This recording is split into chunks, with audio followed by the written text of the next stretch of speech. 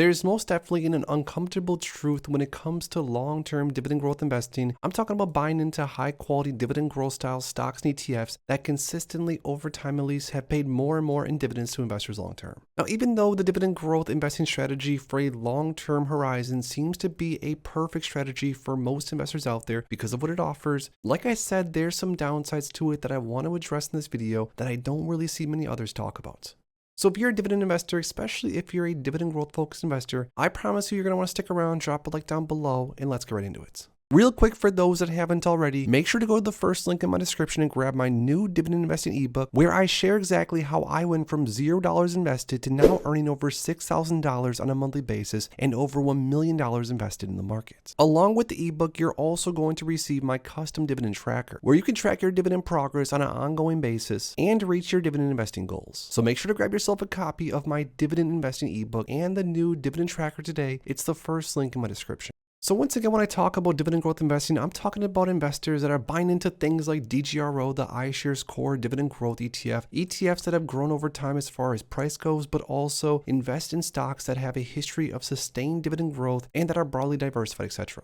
Now, names like DGRO, VYM, or even my personal favorite SCHD or the Schwab US Dividend Equity ETF are all amazing options for a long-term investor, in my opinion, because they offer low-cost exposure, they're well-diversified, and on top of that, like I said earlier, they do have a history of paying a decent starting dividend and also growing their dividends over time.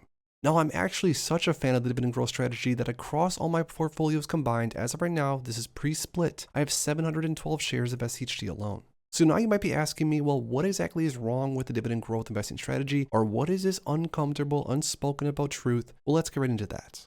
Now, this right here is one of my first points alone. This right here is a dividend calculator that we're calculating $25,000 invested into something like SCHD with a $6,000 contribution on top of that. Now, along with this investment and the contribution annually, we're also going to be reinvesting the dividends along the way. SCHD has around a 3.45% initial yield right now, around a 10% over the last 10 years dividend growth rate, 3% annual share price appreciation, and this is with 30 years invested. So this right here brings up one of my issues, 30 years invested. If you're currently watching this video and you're 35, 45, 55 years old, a 30-year time frame might not necessarily be the best option for you. And I'm only saying that because if you're anything like me, you want to sort of reap some of the benefits from your investing a lot earlier. You don't want to have to wait 20 or 30 years, which is exactly what a lot of the dividend growth investors, including myself, sort of say is the magic way to build massive wealth when it comes to this strategy. Now, this is because by year number one, your $25,000 investment is only going to pay you around $870 more or less in annual dividends. And with this theoretical situation, even with a $25,000 investment, which is not a small investment by any means, I mean, a lot of investors out there do not start with $25,000. That's part of my point. Also, a $6,000 every single year annual contribution. Maybe you or I can afford this, but not every investor out there can afford to contribute $6,000 per year alone. Now, even if an investor started with $25K into something like SCHD, DGRO, or VYM, they're all pretty similar more or less, and contributed $6,000 per year, it would still take around 9 years for this portfolio to reach six figures, just shy of $105,000, and still by this point, this portfolio would only pay investors $6,000 more or less per year.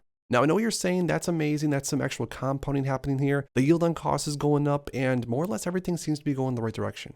But the reality is that, like I said, some investors that don't want to wait 9 years, 18 years, or 30 years, there might be a better way to sort of have your cake and eat it too. But to get back to this dividend calculator, it would take an investor roughly 20 years or so to be making $40,000 to maybe $60,000 per year in dividends. And at this point, hopefully, at least depending on your expenses, you could utilize these dividends to pay for the majority of your bills, or at least for some of them. And again, that's one of the main reasons I personally do like dividend growth investing. I think it's a great way to build wealth because of the intrinsic dividend growth over time. You're going to get paid more and more in dividends. At least that's what all these different ETFs have done historically. So my main problem with primarily dividend growth investing is exactly what we just talked about. The idea that I'm going to invest harder money, especially for investors that don't necessarily have all that much money to start, and I'm going to have to wait 20, 30, or 40 years, depending on how much you're able to contribute every single year, to get to the point to where I can now cover the majority of my bills, etc. That's why for me personally, I take upon a much more hybrid approach, and I personally own things like Apple stock, a growth style or dividend growth single stock. I have 1,001 shares of it, but I also at 32 years old own 2,700 plus shares of QYLD, which most likely will not offer any dividend growth over time, but offers a boatload of income from day one. Now, as you look through my personal portfolio, you do see names once again like SCHD, which offers massive dividend growth historically. And this position of SCHD across my entire portfolio is not a small position. Relative to everything else, this is up there in the 3 to 5% range at least. But I also want to have exposure to things like Altria Group, 311 shares of that, which once again might not grow over time, might not offer massive dividend growth, but is going to pay me a boatload of dividend income from day one, currently around $120 if we were to average it out per month.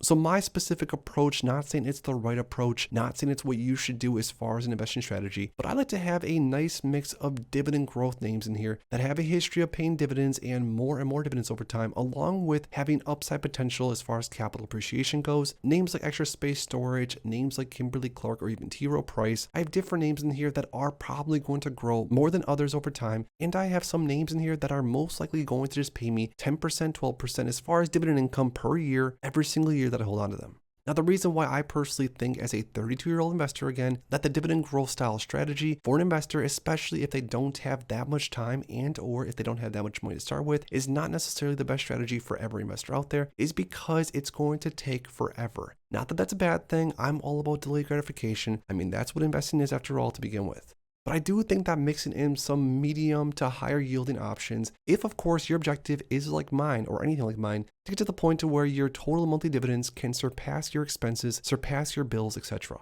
Now, if you're an investor that has no interest in getting to the point to where your dividends can cover your lifestyle or anything of those sorts, then maybe dividend growth investing might be a perfect option for you, because even though it might take a lot longer to get to the point to where you might be earning a lot more dividends, you're probably going to have some massive capital appreciation along with it. So I say all this to say that the dividend growth investing strategy is not a bad one. An income-focused investing strategy is not necessarily bad or good either, but I personally think, for me at least, a sort of hybrid of both, a dividend portfolio that offers growth, dividend growth, and some higher income potential from day one is a perfect mix in my opinion. So I think although the dividend growth strategy is a great one, I do think you have to ask yourself, is this strategy perfect for me? Am I willing to wait 10 years, 20 years, or 30 years to get to the point to where these ETFs, these stocks, are going to offer me a yield on cost north of 5%, 7%, etc.? Or are you personally interested in finding different investment opportunities that might offer a little bit more income potential sooner, even if it's a trade-off to maybe seek less capital appreciation? The cool thing is that these days in the stock market, there really is a dividend-styled ETF that offers almost exactly what every single investor out there is looking for. There's ETFs that offer straight-up growth, there's ETFs out there that offer straight-up income, and there's basically a spectrum of everything in between. So now that we talked about sort of the uncomfortable truth when it comes to an investing strategy solely based upon dividend growth investing, I'd lastly want to hear from you guys down below. When it comes to your personal investment objective, are you focused more on growth? Are you focused more on dividend growth, a hybrid of both? Or are you focused on primarily building an income generating, cash flowing portfolio? Let me know in the comments down below. If you enjoyed this video, make sure to please drop a like on it and subscribe for more future content like this. Thanks as always for stopping by, and if you are interested in investing, make sure to check out these recent videos I posted right here.